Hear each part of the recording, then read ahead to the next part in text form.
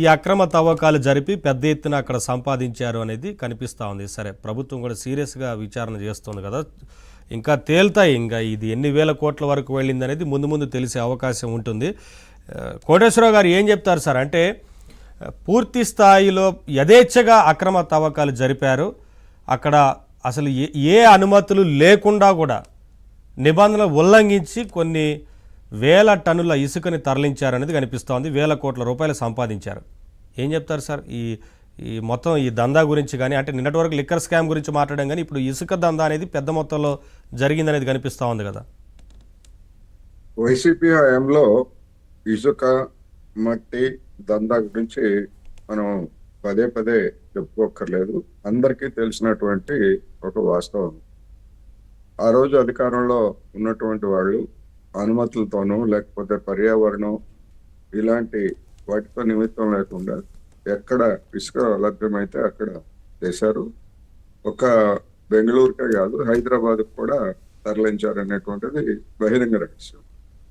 అయితే ఇప్పుడు శాటిలైట్ చిత్రాల ద్వారా ఎక్కడెక్కడ ఎంతెంత ఇసుక తీశారు, లేకపోతే అంతకు ముందు ఎట్లా ఉండేది, తర్వాత ఈ ఇసుక తరలించిన తర్వాత లేదా తవ్విన తర్వాత ఎట్లా ఉండేది అనేటువంటిది తెలుసుకోవచ్చు. అదే పెద్ద సమస్య కాదు.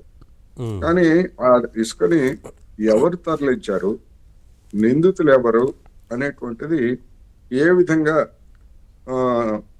దర్యాప్తు సంస్థలు నిర్ధారిస్తాయి అనేది నాకైతే కొన్ని సాంకేతిక పరమైనటువంటి అంశాల్లో నాకంత పరిజ్ఞానం లేదు కనుక ఎట్లా నిందితుల్ని గుర్తిస్తారు అనేది ఈ సందర్భంగా తలెత్తినటువంటి ఒక అనుమానం. అందువలన డెఫినెట్ గా ఇవాళ ఉన్నటువంటి వెహికల్స్ ఆధారంగా గుర్తిస్తారు కదా, వెహికల్స్ వెళ్ళిన వెహికల్స్ అంటే ఇప్పుడు శాటిలైట్ మొత్తం అంతా కూడా 5 సంవత్సరాల పాటు ఏ వెహికల్ ఎట్లా తిరిగింది ఏమిటి అనేటువంటి ఆధారాలు దొరుకుతాయా అనేది సమస్య. ఎంక్వైరీ చేస్తున్న క్రమంలో పలానా వెహికల్ ఇప్పుడు కొన్ని ఫిర్యాదులు వచ్చుంటాయి, కొన్ని సీజ్ అయి ఉంటాయి. ఒక రోడ్డు మీద టోల్ రోడ్డు ఉందనుకోండి, దాని మీద ఏవి వెహికల్ దాటాయి ఏవి దాటలేదు అనేటువంటిది ఒకటి తెలుస్తుంది మనకి. కానీ ఇసుక రీచెస్ అనేటువంటివి మారుమూల ప్రాంతాలు ఉంటాయి, వాటికి టోలు లేకపోతే ఆ విధమైనటువంటి ఐడెంటిఫికేషన్ ఇవన్నీ కూడా దాదాపుగా ఉండవు. అటువంటి పరిస్థితుల్లో ఏ విధంగా దాన్ని నిర్ధారించి ఏ విధంగా నిందితుల్ని తేలుస్తారు అనేటువంటి ఒక టెక్నికల్ ఇష్యూ అదైతే నాకైతే అర్థం కావట్లేదు. దందా వాస్తవం, అక్రమం వాస్తవం, లక్షలు వేల కోట్ల రూపాయలు సంపాదించుకున్నమాట వాస్తవం. అది ఇసుక కావచ్చు, విలువైనటువంటి మట్టి కావచ్చు, లేకపోతే ఇంకేదైనా కావచ్చు, అది అందరికీ తెలిసినటువంటిదే. కానీ ఎట్లా నిరూపిస్తారు ఈ విధమైనటువంటి? ఒకవేళ సెంట్రల్ గవర్నమెంట్ అయినా లేదా శాటిలైట్ పిక్చర్స్ సార్, అది మీరు చెప్పిన దాంట్లో వాస్తవం. సరే, ఇప్పుడు శాటిలైట్ చిత్రాల ద్వారా ఎంత మేర తవ్వకాలు జరిపారు, ఎక్కడెక్కడ జరిపారు, ఇవన్నీ గుర్తిస్తారు.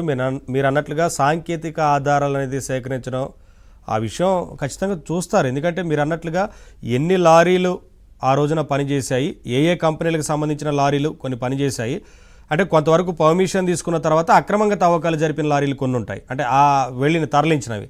అవి ఎవరికి సంబంధించినవి ఏంటి, ఏ కన్స్ట్రక్షన్ కంపెనీలకు వెళ్ళాయి, ఒకటి తెలిస్తే ఎంత మేరకు అక్కడ ఇసుక వచ్చిందనేది ఇవన్నీ తెలుసుకోవడం పెద్ద సమస్య ఏం కాదు. ఖచ్చితంగా మీరు అన్నట్లుగా టెక్నికల్ ఎవిడెన్స్ అనేది దొరుకుతుంది.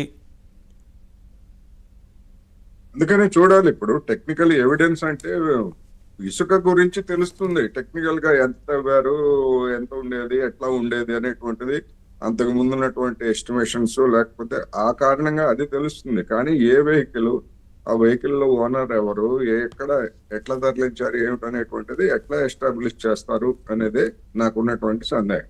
అంతకు మించి జరగలేదు లేకపోతే అక్రమాలకు పాల్పడలేదు అనేటువంటిది నేనైతే చెప్పట్లేదు. డెఫినెట్ గా జరిగాయి, అందులో ఎలాంటి అనుమానము లేదు. చూద్దాం మరి మీరు అన్నట్లుగా ఏ రకంగా విచారణ చేస్తారు అనేది తెలుస్తుంది. ఇప్పటివరకు అయితే పెద్ద ఎత్తున